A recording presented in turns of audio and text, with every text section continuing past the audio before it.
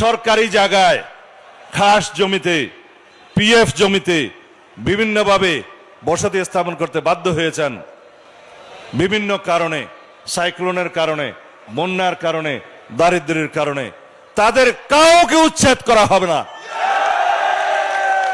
যাতে তারা ন্যায়ানুগভাবে সেখানে বসতি স্থাপন করতে পারে, দলিল পত্র পায়।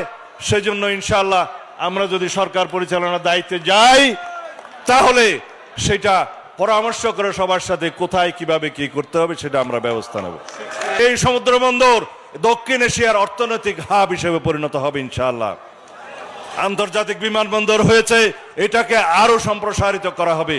সুতরাং এখানে ব্লু ইকোনমির জন্য বিশেষায়িত যে বিশ্ববিদ্যালয়ের স্থাপনের জন্য দাবি উঠেছে, আমার ভাই কাজল করেছে, সেই বিশ্ববিদ্যালয় স্থাপন করা হবে ইনশাআল্লাহ।